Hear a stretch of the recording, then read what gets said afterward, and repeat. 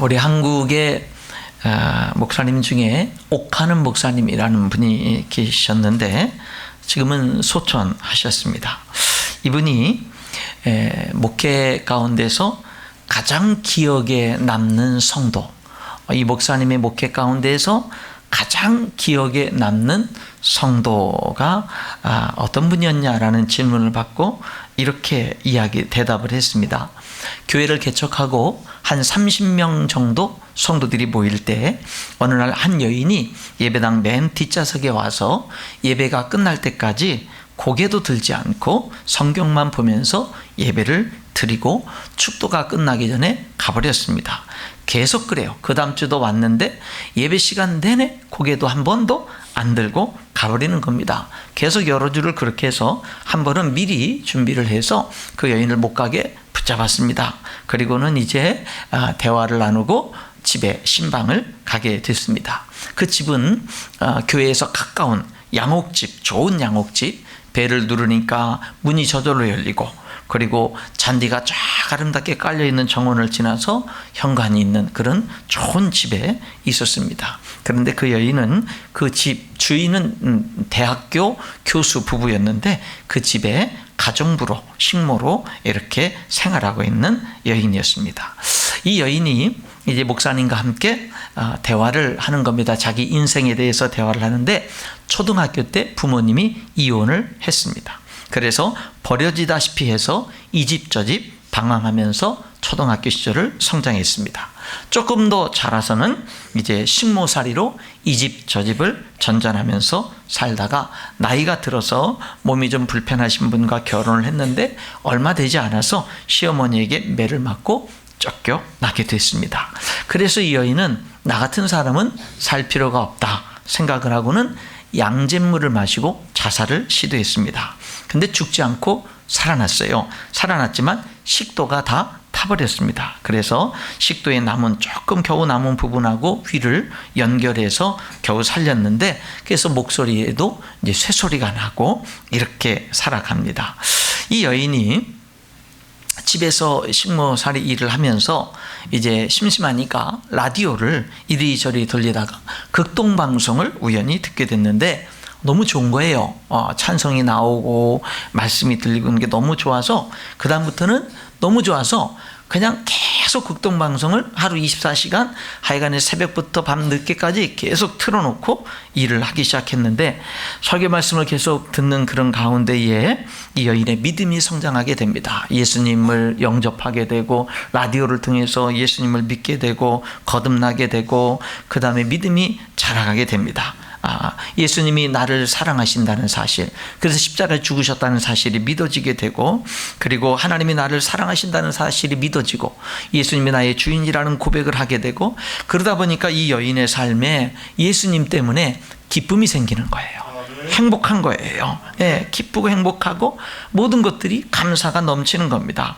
그러는 가운데 교회를 찾아오게 된 거지요. 그런데 이제 이 교회가 목사님이 개척한 교회가 강남으로 이사를 가게 됩니다. 그리고 조금 지나서 30명 모이던 이 교회가 300명 출석하는 교회로 성장하게 되고 강남의 부자 부인들, 강남에서 어떤 사회적으로 내놓으라 하는 그런 사람들이 교회에 등록해서 봉사를 하기 시작했습니다. 그러니까 교회가 개척할 때 초창기에 가난한 성도들이 이제 교회를 하나둘씩 떠나기 시작했습니다. 목사님이 아무리 붙들어도 가난한 성도들이 이제 교회를 떠나게 됐습니다. 다 떠났어요. 그런데 이 이수정이라고 하는 이 여인은 교회를 떠나지 않는 겁니다.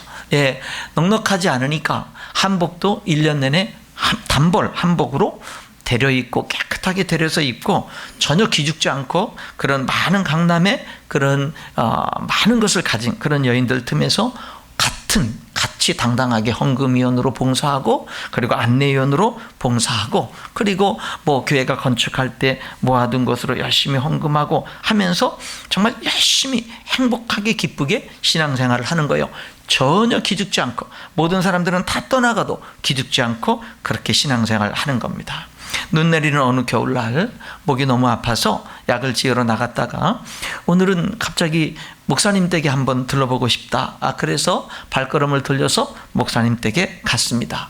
갔는데 몸이 너무 안 좋아서 잠시 누워있게 되는데 사모님이 갑자기 소리를 쳐서 이제 목사님이 달려가 보니까 이 여인이 의식을 잃어가는 겁니다. 그래서 끌어안고는 이 집사님 눈 좀 떠보라고 그렇게 외치니까 이 여인이 눈을 딱 뜨고 목사님을 한번 보더니 그대로 운명을 했습니다. 그대로 하나님 나라로 간 거예요. 목사님이 이제 운명한 그 여인을 안고는 그런 생각을 했다고 그래요. 이 여인이 참 복된 여인이구나, 이런 생각을 했다고 합니다. 하나님이 더 춥기 전에, 하나님이 더 늙기 전에, 하나님이 더 아프기 전에 복되게 데려가시는 그런 모습을 보면서 참 이 여인 참 복되다, 이렇게 생각을 했다고 합니다. 그때 그 여인의 나이가 30대 후반 정도가 됐습니다. 목사님 집에서 소천을 했잖아요. 그러니까 목사님 집이 장례식장이 됐어요. 그러다 보니까 한 300여 명 성도들이 나오는데 교회장처럼 장례식이 치러졌어요. 모든 성도들이 다 동참하는 가운데 목사님 댁에서 장례식이 치러졌는데 그때가 1982년이었다고 그렇게 간증을 하더라고요. 이 오카는 목사님이 본인의 목회 모든 생활 속에서 가장 기억에 남는 여인이 이 여인이었다고 이렇게 간증을 하더라고요. 제가 그 영상, 동영상을 보면서 이런 느낌이 저에게 오는 거예요. 야, 하나님을 제대로 믿는 게 복이다. 하나님 제대로 믿는 게 복이다. 그리고 진짜 복음이 능력이다. 이 여인 정말 불행하게, 너무 인생이 불행해서 자살을 시도했던 이 여인이 어떻게 그렇게 기쁜 여인으로, 행복한 여인으로 그렇게 인생을 살 수 있었느냐면, 나를 하나님이 사랑한다는 사실, 나를 위해서 예수님이 십자가에 죽으셨다는 그 사실이 이 여인을 놀랍게 변화시켰습니다. 행복하게 변화시켰어요. 감사하는 인생으로 변화시켰습니다. 여러분, 그것이 지금 저와 여러분이 믿고 있는 복음의 능력인 것입니다. 그리고 제가 그 간증을 들으면서 또 하나 느껴진 것이 뭐냐면, 하나님을 정말 제대로 믿고 하나님을 정말 사랑하는 사람은 하나님이 끝까지 책임져 주시는구나. 저는요, 이 여인이 너무 아파서 약을 사러 갔다가 갑자기 목사님 댁에 가고 싶은 마음, 그 주님이 인도하신 걸로 느껴져요. 그래서 그곳에 가가지고 잠깐 쉬었다 집에 가려고 했는데 그곳에서 그냥 이렇게 운명하게 되는 그런 모습은, 그래서 목사님 댁에서 장례식을 치르면서 그러면서 온 성도들이 그 여인이 여러분 그냥 그 집에서 쓸쓸히 죽어가면은, 만약에 자기가 하는 그 집에서 죽었으면 그 집주인이 연락 안 했으면 죽었는지도 모를 거 아니에요. 목사님도 나중에 죽은 다음에 왜 안 오나 알아봐가지고 그래서 또 알 수도 있을 거 아니에요. 어쨌든 그 여인의 죽는 모습이 굉장히 쓸쓸했을 수도 있잖아요. 그런데 여러분, 하나님이 얼마나 영광스럽게 인도하시는 이런 모습을 보면서 진짜 하나님 사랑하고 하나님 제대로 믿는 사람들을 끝까지 책임져 주시는 이런 하나님의 놀라운 은혜를 다시 한번 보게 되는 겁니다. 여러분, 예수님을 주인으로 모시고 사는 삶이 복된 삶입니다. 그냥 교회 다니는 삶 말고요. 그냥 종교 생활로 교회 다니는 그런 삶 말고요. 정말 예수님을 나의 주인님을 확신하면서 그렇게 고백하면서 사는 삶이 정말로 복된 삶이다라고 하는 겁니다. 오늘 이 거룩한 주일 아침에 저와 여러분이 마음속으로 이 설교를 들으면서, 하나님, 예수님은 나의 주인이십니다. 예수님은 나의 주인이십니다. 감사합니다. 고백하면서 이 시간 말씀을 들을 수 있기를 축복합니다. 오늘 여기 읽은 본문 말씀 가운데 특별히 9절에 보니까 뭐라 하냐면은, 예수님이 우리를 위해서 죽으셨다가 다시 살아났다라는 말씀을 하면서 이런 말을 해요. 예수님은 죽은 자와 산 자의 주님이시다. 우리를 위해서 죽으시고 부활하신 예수님은 산 자들의 주인이실 뿐만 아니라 죽은 자의 주인이다, 이렇게 말합니다. 그렇기 때문에 8절은 이렇게 말해요. 우리가 살아도 주를 위하여 살고 죽어도 주를 위하여 죽나니 그러므로 사나 죽으나 우리가 주의 것이로다. 이렇게 말씀하고 있는 겁니다. 여러분, 예수님은요, 우리가 이 땅에 사는 동안 우리의 진정한 주인은, 우리의 인생의 삶 속에서 진정한 주인은 우리 예수님밖에 없는 줄 믿습니다. 그리고 사람이 죽을 때, 여러분, 이미 이 세상의 삶을 끝나고 죽은 수많은 사람들, 그들의 주인도 예수님이다 라고 하는 것입니다. 여러분들의 이 세상의 삶뿐만 아니라 이 세상의 삶이 끝나고 난 다음에 그 다음 세상에서의 주인도 예수님이라는 거예요. 그렇기 때문에 여러분, 오늘 우리들은 예수님이 나의 주인이라는 이 신앙 고백을 분명하게 할 수 있어야 된다라고 하는 겁니다. 예수님이 나의 주인이라는 신앙 고백을 분명하게 하는 사람의 올바른 삶은 어떻게 나타나느냐? 예수님 앞에서 사는 거예요. 예수님 앞에서. 여러분, 여기 10절에 보니까 이런 말이 있어요. 내가 어찌하여 내 형제를 비판하느냐? 어찌하여 내 형제를 업신여기느냐? 우리가 다 하나님의 심판대 앞에 서리라. 우리가 다 하나님의 심판대 앞에 서리라. 이 말씀을 붙들고 사는 거예요. 내가 어느 날 하나님의 심판대 앞에 서게 될 거야. 내가 어느 날 준엄하신 하나님의 심판대 앞에 내가 서는 날이 있지. 그러면은 그날 내가 당당하게 서기 위한 방법은 뭐밖에 없어요? 오늘 하나님 앞에서 사는 거예요. 오늘 하나님 앞에서 우리들이 살아가는 거, 이것이 우리들에게 정말로 중요한 거다라고 하는 거죠. 여러분, 여기 11절 12절에도 보니까 특별히 12절에 뭐라 그래요? 이러므로 우리 각 사람이 자기 일을 하나님 앞에 짓고 하리라. 그렇죠? 자기 일을 하나님 앞에 짓고 하는 그런 날이 있는 거예요.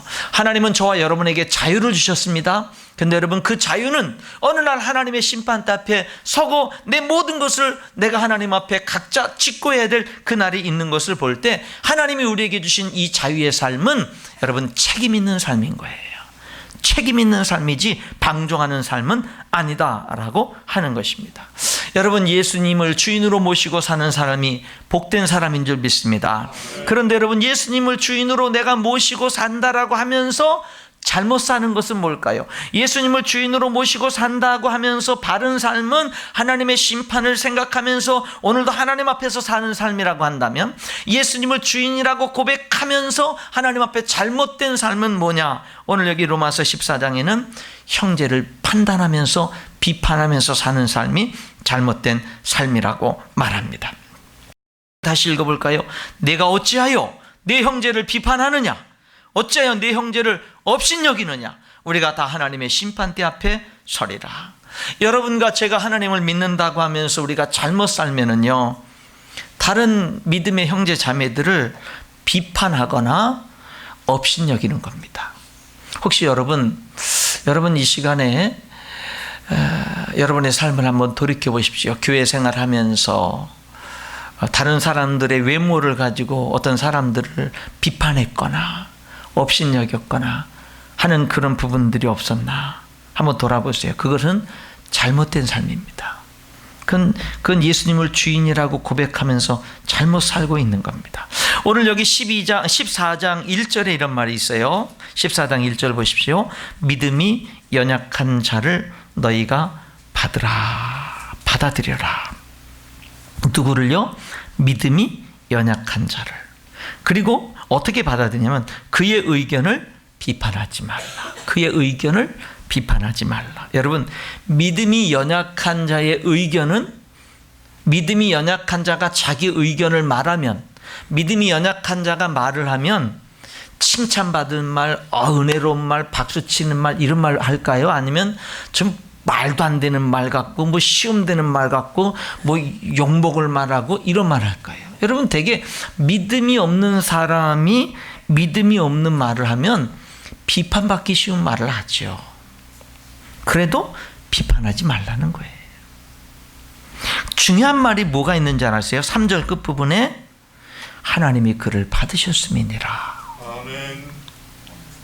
여러분, 하나님은 그 믿음이 연약한 자라도 하나님께 나와서 그 연약한 믿음으로라도 주님을 찾아가는 그 모습을 하나님은 기쁘게 받으셨는데, 내가 내 잣대로 그들을 비판하거나 그들을 업신여기거나 한다면 어떤 현상이 벌어지는 거냐면, 하나님이 받은 사람을 나는 죽이는 거예요. 나는 뭐 하는 거예요? 그 사람을 이렇게 무시하게 되는 거예요. 그러니 얼마나 잘못된 삶이냐. 그래서 10절은 그렇게 얘기를 하는 거예요. 내가 어찌하여 내 형제를 비판하느냐, 어찌하여 내 형제를 업신여기느냐, 그렇게 말한 다음에 이어지는 말이 뭐예요? 우리가 다 하나님의 심판대 앞에 서리라, 이렇게 말씀하고 있는 겁니다. 그럼 로마 교회 안에는, 이 로마서잖아요, 로마 교회 안에는 주로 믿음이 연약한 자와 믿음이 강한 자 사이에 어떤 문제들이 있었느냐면 두 가지 문제가 있었어요. 하나는 고기 먹는 문제, 음식 문제가 있었고, 하나는 나를 지키는 문제가 있었어요. 여러분, 이 로마 교회는 성도들이 어떤 사람들이냐면은 유대인인데 예수님을 믿어서 교회 멤버가 된 성도들이 있고, 유대인이 아니고 그냥 아예 로마 시민이라든지 이방인인데 예수님을 믿어서 이제 하나님의 자녀가 된 사람들이 섞여 있는 거예요. 그러니까 로마 교회 안에는 유대인 크리스찬, 이방인 크리스찬이 섞여 있는 거예요. 근데 유대인과 이방인은 가장 함께 할래야 함께 할 수 없는 그런 삶을 살아온 사람들인데, 이 사람들이 예수님 때문에 하나가 된 거예요. 그런데 여러분, 유대인들은 수천 년 동안 무슨 문제가 내려왔느냐면요, 우상에게 제사 드리면 안 되고 우상의 제물을 먹으면 안 되고, 그리고 이 유대인들은 뭐예요? 안식일을 거룩하게 지켜야 됐던 거예요. 이거는 유대인들에게 굉장히 중요한 문제였어요. 근데 이방인들은 평생 제사 드리고 제사 음식 먹는 게 너무 자연스러웠던 사람이에요. 그러니까 교회 안에 유대인 크리스찬들은 이방인들에게 제사 드린 고기 먹으면 안 돼, 이런 게 막 박혀 있고, 이방인 크리스찬들은 우리가 예수님 믿고 구원받아서 자유롭게 살아가는데 뭐 고기 먹는 게 무슨 상관이 있어, 그런 것들이 별 대수롭지 않은 거예요. 이게 문화적인 차이, 국가적인 차이, 이런 차이들이 크게 있는 거예요. 그러니까요, 이게 나에게 큰 문제인데 저 사람들은 그걸 아무렇지도 않게 생각하니까 이게 자꾸 교회 안에 부딪히는 일이 있는 거예요. 그래서 뭐라 그래요? 2절에 어떤 사람은 모든 것을 먹을 만한 믿음이 있고 믿음이 연약한 자는 채소만 먹는다, 이 말이에요. 예, 그러니까 왜냐하면 그 당시에 로마에는 수많은 신전들이 있고 수많은 우상에게 제사를 드리면서 고기로 제사를 드리는데, 고기로 제사를 드린 다음에 그 고기를 가지고 제사가 끝나면 시장에 갖다 팔았단 말이에요. 그러니까 사람들이 고기 먹고 싶어서 시장에 사는 고기들은 대다수 많은 고기들이 우상에게 제사 드린 고기란 말이죠. 그럼 믿음이 신실하다는 사람, 내가 정말 깨끗하게 신앙생활 한다는 사람은, 야, 이거 우상에게 제사 드린 거, 이 고기가 제사 드린 고기 아니야? 야, 그거 내가 보니까 그거 제사 드린 고기야. 그럼 이거 먹어야 돼, 안 먹어야 돼? 이게 신앙생활에 있어서 실제적인 문제였던 거예요. 그러니까 어떤 사람은 못 먹겠는 거예요. 여러분들, 우리나라도 제사 문화가 있잖아요. 유교 제사 문화가 있지 않습니까? 뭐 이렇게 제삿날이라든지 뭐 명절날이라든지, 그럼 제사를 지내요. 그러면 제사 지내고 난 다음에 그 음식을 먹는 경우가 있습니다. 그럴 때 여러분, 먹는 사람 다 용서해 줄 테니까 드시는 분 손 들어보세요. 드시는 분 다 용서해 드릴 테니까 손 내리시고요. 안 드시는 분, 난 절대 제사 드리는 음식은 안 먹어. 나는 안 먹어. 없어요. 안 드시는 분 없어요? 네.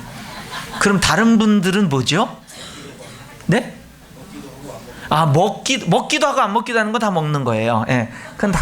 어떤 때 먹었다가, 어떤 때는 먹는 게 괜찮았다가 또 어떤 때는 꺼려져서 안 먹고, 그런 경우도 있겠군요. 예. 그런 문제를 가지고 이 로마 교회는 싸운 거예요. 서로 싸웠다고요.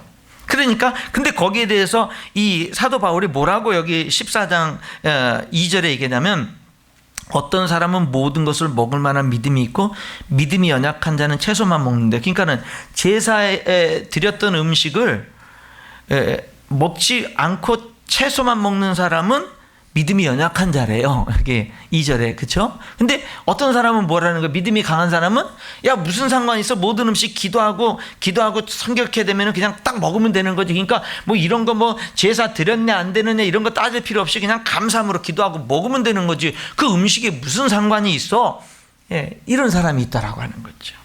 예. 그런데 서로 어떤 현상이 있는 거냐면, 야, 너 그거 먹으면, 제사 음식 먹으면 안 되는데 하면서 이렇게 판단하고, 그럼 먹는 사람은 안 먹는 사람에게 아유 저 믿음도 없고 저런 것에 매여가지고 저렇게 하는 깔보고 무시하고, 이런 현상들이 교회 안에 있었다라고 하는 거죠.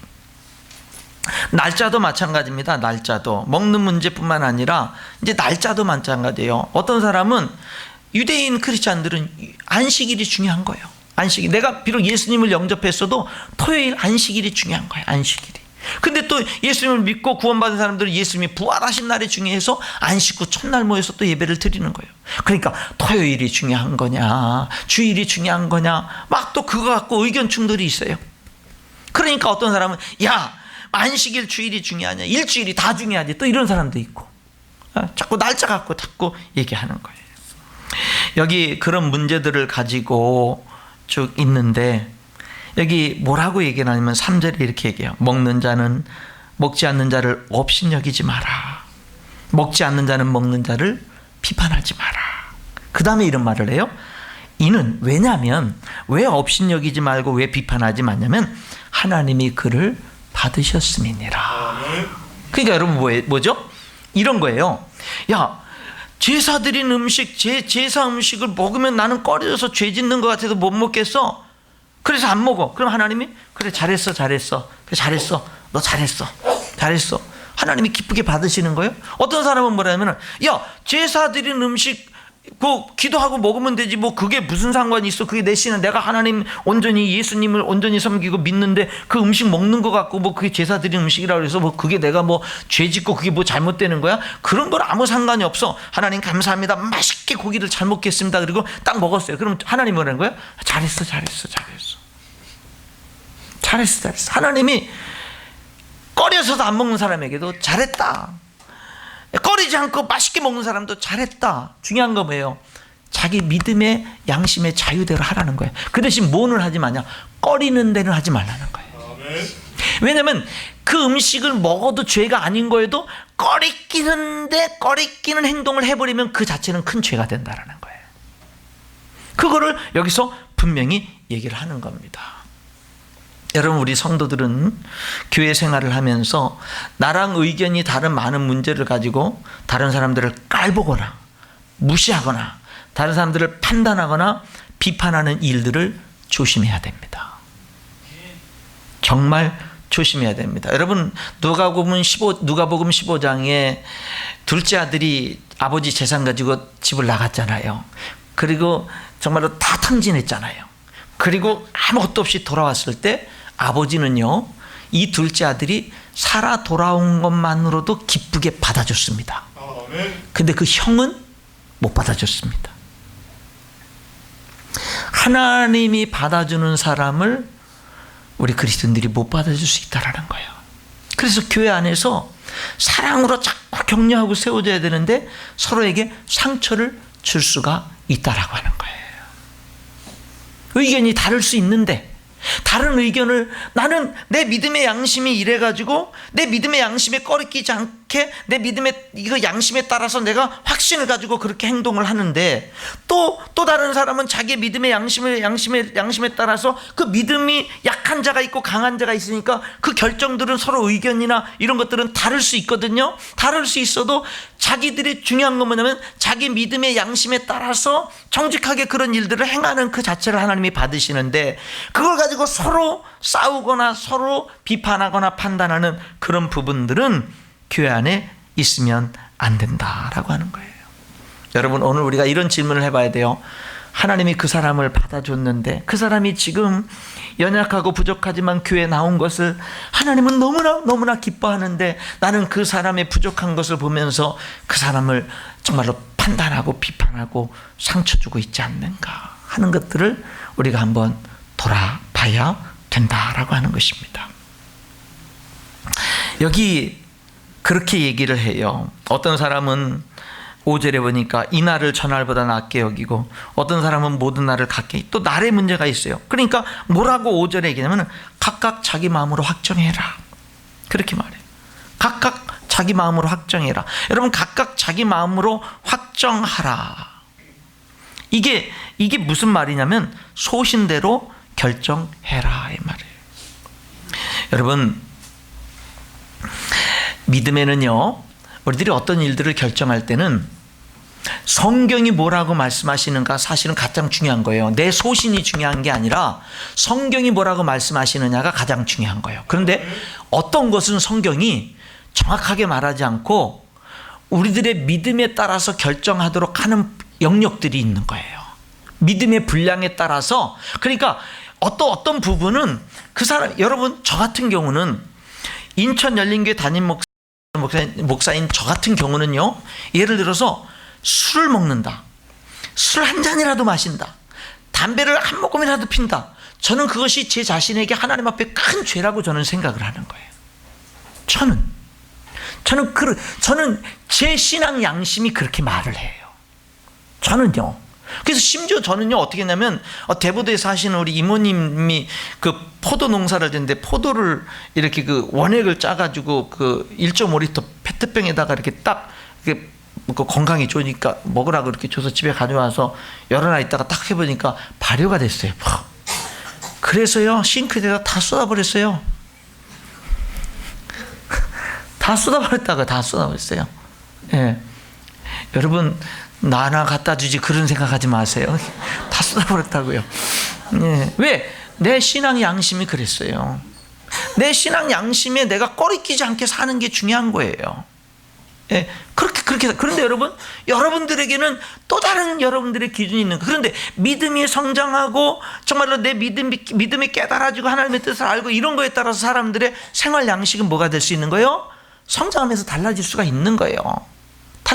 그런 걸 가지고 내가 정민철 목사의 기준대로 여러분들을 다 대해버리면 그럼 여러분들의 자유를 억압하지 않겠어요? 여러분들이 믿음으로 성장할 수 있는 기회들을 차단해버릴 수 있지 않겠어요? 여러분들도 똑같다라고 하는 것을 얘기하고 있는 겁니다. 믿음에는 본질적인 믿음이 있고 비본질적인 믿음이 있어요. 예수님의 십자가의 대속의 죽음, 3일 만에 부활, 동정녀 탄생, 승천, 재림, 이런 거는 다 본질적인 믿음이에요. 이거는 다르게 믿으면 안 돼요. 이거는 교회 지금 온 사람이든 수십 년을 믿은 사람이든 똑같이 믿어야 되는 거예요. 이건 본질적인 믿음이기 때문에 이런 믿음들이 다르면 이단이 되는 거예요. 그러나 여러분, 생활적인 여러 부분에 있어서 하나님은 우리들에게 정말로 우리들의 신앙의 자유에 맞게끔 우리들에게 해준 것들이 있다라고 하는 거죠. 그래서 그것을 여기 뭐라는 거예요? 자기 마음으로 확정할지니라. 소신대로 결정하고 나가야 되는 문제가 있다라는 거죠. 자, 말씀드리겠습니다. 여러분, 주일 예배 여러분 이 시간 드리고 회사에 출근하면 돼요, 안 돼요? 여러분 소신대로 하라 이 말이에요. 여러분 주일 예배 드리고 야구장 가면 돼요, 안 돼요? 되는 사람이 있고 안 되는 사람이 있어요. 그렇죠? 소신대로 하라 이 말이에요. 주일에 텔레비전 보면 돼요, 안 돼요? 주일인데 텔레비전에 사탄아 물러가라 이러면 돼요, 안 돼요? 여러분 소신대로 하라는 거예요. 주일에 밥 사 먹으면 돼요, 안 돼요? 사실은 안 하는 게 좋아요. 왜냐하면 만약에 우리 인천 열린교회 성도들이 주일 예배 끝나고 이 주변 식당에서 다 밥 사 먹으면 경제는 활성화될지 모르지만 사람들은 뭐가 되겠어요? 주일날 쉬고 싶어도 못 쉬는 거예요. 왜? 인천 열린교회 성도들 때문에 못 쉬는 거예요. 예, 나는 쉬면서 남은 못 쉬게 하는 그런 현상들이 나타날 수 있으니까 어쨌든 그런데, 그러나 그것도 뭐라는 거예요? 목사님 그렇게 해놓고 나서 왜 오늘 새가족 환영 나가서 밥 먹었어요? 그러면 돼요, 안 돼요? 안 되는 거예요. 예, 소신대로 하는 거, 소신대로.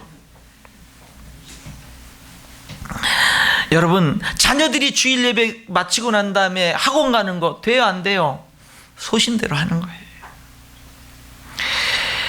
자신의 믿음의 분량을 따라 소신껏 양심에 꺼리끼지 않게 판단하고 결정하면 되고, 비본질적인 믿음에 대해서는 서로의 믿음의 양심의 자유를 존중해 줄 수 있어야 되는데 한국교회가 이 원칙이 무시되고, 그래서 나와 조금이라도 다르면은 정죄하고 공격하고 판단하고 비판하니까, 그러니까 많은 성도들이 교회에 와서 성도에게 상처를 받는 거예요. 그래서 주님을 멀리하는 안타까운 일들이 생기는 거예요.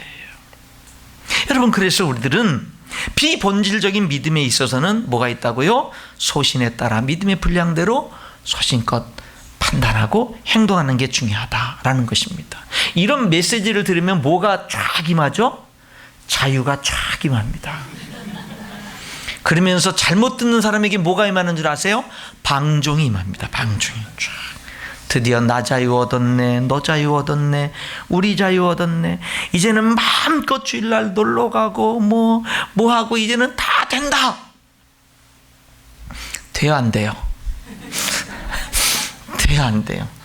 소신껏이에요, 그렇죠? 소신껏이죠. 근데 여러분, 소신대로 결정을 하는 데 있어서 성경이 또한 정해준 기준이 있어요. 기준이 있어요. 기준.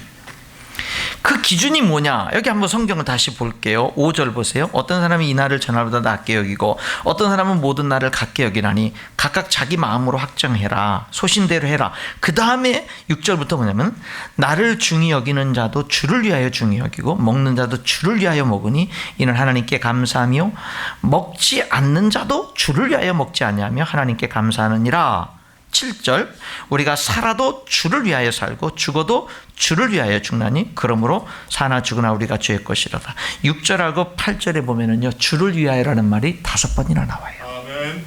여러분, 내가 내 소신껏 어떤 일들을 비본질적인 것은 내 소신껏 결정할 수 있는데 모든 사람들에게 동일하게 하나님이 정해준 원칙은 뭐냐면 주를 위하여예요. 아멘. 주를 위하여. 내가 오늘 내가 주일 예배를 드리고 회사 출근하는 문제, 이거 정말 주를 위한 거냐? 내가 정말 오늘 그 학원에 가는 것 정말 주를 위한 거냐? 정말 주일 예배 끝나고 야구장에 가는 게 진짜 주를 위한 거냐? 여러분, 기준이 있다라는 거예요. 기준. 이게 방종이 되지 않고 역이용하면서 사탄에게 속지 않기 위해서는 기준이 있어야 되는데 그 기준을 분명하게 제시해 주는 거예요. 그 기준은 뭐냐면 주님을 위하여. 아멘. 저는 오늘 주님을 위하여 새 가족들과 밥을 먹을 거예요. 다른 때는 될 수 있는 한 절제할 때는 절제하지만 일부러 그렇게 하지 않고 절제할 때는 절제하지만 여러분, 그러니까 내가 주를 위하여, 만약에 주를 위하여라고 하는데 꺼리낀다, 그럼 어떻게 해야 되는 거죠? 멈출 수 있어야 된다라고 하는 겁니다. 여러분, 소신대로만 하면 방종으로 흐를 수 있습니다. 아무리 내 신앙 양심에 가책이 없다 하더라도 동기가 잘못될 수 있고 목적이 잘못될 수 있고 자기중심적일 수가 있는 거예요. 생각의 차이, 의견의 차이는 있을 수 있어도 동기와 목적은 일치해야 됩니다.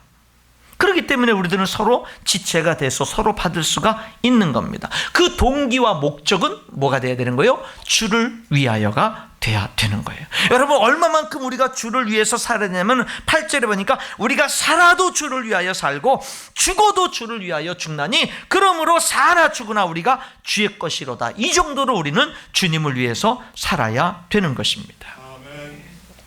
주를 위해서 선택하는 이 문제는요, 선택의 문제가 아니라 이거는요 하나님의 뜻이다라고 하는 것입니다. 여러분, 성경은 계속해서 이렇게 말합니다. 저가 모든 사람을 대신하여 죽으심은 산 자들로 하여금 다시는 저희 자신을 위하여 살지 않고 오직 저희를 대신하여 죽었다가 다시 사신 자를 위하여 살게 하려 하심이라, 이렇게 말씀하고 있는 겁니다. 여러분, 주를 위하여 우리들이 기준이 돼야 되고 거기에는 우리들이 책임을 져야 되는 거죠. 왜? 주님의 심판이 있다고 했으니까. 또 하나, 여러분, 우리들이 소신껏 신앙의 양심으로 살아가는데 하나는 주를 위하여라는 기준이 있다면 또 하나의 기준은 뭐냐면 사랑으로 행하는 거예요. 사랑으로 행하는 거. 오늘 여기 성경 말씀 17절을 읽어보겠습니다. 17절에 하나님의 나라는 먹는 것과 마시는 것이 아니요 오직 성령 안에 있는 의와 평강과 희락이라. 하나님이 다스리시는 나라가 임하면 먹고 마시는 거 가지고 이 로마 교회가 뭐 서로 싸우고 판단하고 비판하고 정죄하고 했는데, 그렇게 뭐 이것이 옳으냐 저것이 옳으냐 이거 갖고 서로 정죄하고 비방하고 뭐 깔보고, 하나님 나라는 그런 게 아니라 진리를 가지고 서로 정죄하고 죽이고 깔보고 이런 게 하나님의 나라가 아니라, 하나님의 나라는 진리가 있는데 오직 성령 안에 있는 옳은 것, 진리가 있는데, 근데 그 진리가 사람을 정죄하고 판단하고 공격하고 그 진리 때문에 하나님 말씀을 알수록 얽매이고 할 것도 못하고 그런 게 아니라 의가 있는데 그 다음에 뭐가 있어요? 평강, 평화가 있고 희락, 기쁨이 있는 거예요. 어떻게 하나님의 진리 되신 말씀 앞에 내가 섰는데, 진리, 하나님의 의 앞에 내가 섰는데 죄인인 내가 어떻게 완벽하게 의로우신 하나님 앞에 죄인인 내가 서면은 두려울 수밖에 없고 심판받을 수밖에 없고 정말로 구속당할 수밖에 없고 그런데 어떻게 평화가 임하냐 이 말이에요. 예수님의 사랑 때문에 가능한 거예요. 하나님이 우리를 대할 때는 항상 법으로만 진리로만 대하지 않고 항상 사랑으로 대하는 거예요. 그러니까 하나님의 진리 앞에만 서면은, 공의 앞에만 서면은 나는 죄인이고 멸망받고 저주받아 죽을 수밖에 없는 존재인데, 근데 하나님이 나에게 다가오시는데 진리만 가지고 다가오는 게 아니라 사랑으로 다가오시는 거예요. 내 모든 연약함과 허물과 죄악을 예수님이 대신 그 값을 지불하고 예수님이 나를 용서하시고 하나님의 의로 나를 덧입혀 주는 거예요. 그러다 보니까 하나님의 사랑이 있다 보니까는요, 나는 부족한데도 하나님 앞에 서서 뭐를 누릴 수 있느냐면요, 평화를 누릴 수가 있는 거예요. 왜? 하나님의 사랑 때문에. 하나님이 진리만 가지고 나를 대하는 게 아니라 그분의 그 넘치는 사랑이 진리 앞에, 하나님의 엄청난 공의 앞에서 나에게 평화를 주고 뭐를 주는 거예요? 기쁨을 주는 거예요. 기쁨을. 여러분, 우리는 그래서 하나님이 다스리시는 나라가 임하면은 의가 있고 평화가 있고 기쁨이 있는 거예요. 그럼 여러분, 나는 그러면은 하나님으로부터 그런 사랑을 받으면서 살아가는 이 복된 나는 다른 사람들, 다른 성도들을 대할 때 어떻게 되느냐? 역시 그 예수님의 사랑으로 그들을 대함으로 말미암아 그들에게 뭐를 주고요? 평화를 주고, 그들에게 뭐를 주고요? 기쁨을 주고. 여러분, 그 다음에 여기 성경 말씀에 보게 되니까 이런 말씀이 있어요. 뭐라고 여기 성경에 17절에 이렇게 17절에 이어서 19절에 이런 말이 있어요. 그러므로 우리가 화평의 일과 서로 덕을 세우는 일을 힘쓰나니 음식으로 말미암아 하나님의 사업을 무너지게 하지 말라, 이렇게 말하고 있는 겁니다. 여러분, 그렇습니다. 저와 여러분이 정말 하나님 앞에 가장 복된 것은 뭐냐면 하나님 앞에서 이 진리와 함께 사랑으로 행하는 것, 이런 것들이 우리들에게 진정으로 중요한 것이 된다라고 하는 것을 여기서 말씀하고 있는 겁니다. 화평의 일과 덕을 세우는 일을 힘쓴다. 여기 덕이라는 것은 상대방을 유익하게 하는 것이 바로 덕이다라고 하는 것이죠. 여러분, 우리는 내 신앙의 자유가, 그래요, 내 신앙 양심의 자유로 행동할 수 있는데, 근데 거기에는 기준이 있어요. 첫 번째 기준은 주를 위하여, 두 번째 기준은 사랑으로, 그리고 세 번째 기준, 마지막 기준은 뭐냐면요, 너의 자유가 믿음이 연약한 형제 자매들을 해치지 않게 하라. 왜냐하면 교회를 몸으로 비유하잖아요. 우리는 지체잖아요. 모든 지체는 다른 지체를 해하지 않습니다. 다른 지체를 돕고 섬기는 겁니다. 그러니까 우리는 내게 있는 걸 가지고 판단하고 비판하고 정죄하는 게 아니라 다른 사람들을 사랑으로 섬기는 거예요. 그래서 내 믿음의 자유가 믿음이 연약한 자들에게 거치는 것이 되면은 안 된다라고 오늘 성경은 우리들에게 이야기하고 있는 것입니다. 21절, 고기도 먹지 아니하고 포도주도 마시지 아니하고 무엇이든지 내 형제로 거리끼게 하는 일을 아니함이 아름다우니라. 그러니까 여러분, 바로 이런 부분들이 우리가 믿음으로 살아가는 삶이 되는 겁니다. 말씀의 결론을 맺겠습니다. 성도 여러분, 오늘 우리는 예수님이 나의 주인이라는 이 신앙 고백을 분명히 해야 될 줄 믿습니다. 예수님이 나의 주인입니다. 이 고백을 분명히 하는 게 복이에요. 이게 진짜 복이에요. 이 고백이 여러분에게 분명할 수 있기를 주님의 이름으로 축원합니다. 예수님이 나의 주인이다. 예수님이 나의 주인 된 삶이 어떤 삶이에요? 내가 그분 앞에, 심판하실 그분 앞에 내가 바로 서서 사는 거예요. 예. 여러분들의 부모나 목사님이나 전사님이나 누가 없어도 여러분 어디에 가서 어떤 죄의 유혹을 받을 때 내가 하나님을 살아계신 하나님을 믿는 사람으로 이런 것을 하면 되겠어? 라는 꺼리끼는 일이 있으면 멈출 수 있는, 스탑할 수 있는 그런 믿음의 용기가 여러분 모두에게 있어야 됩니다. 그러면 성령님이 도우셔요. 역사하십니다. 그러면서 우리들의 모든 삶의 기준은 언제든지 뭐예요? 주를 위하여. 그러면서 내 기준에 사는 사람들을 평가하는 것이 아니라 주님이 그를 받으셨으니 우리도 사랑으로 섬기는, 화평과 덕을 세우는 일을 힘쓰는 우리 성도들의 삶이 될 수 있기를 주님의 이름으로 축원합니다. 기도하겠습니다. 하나님,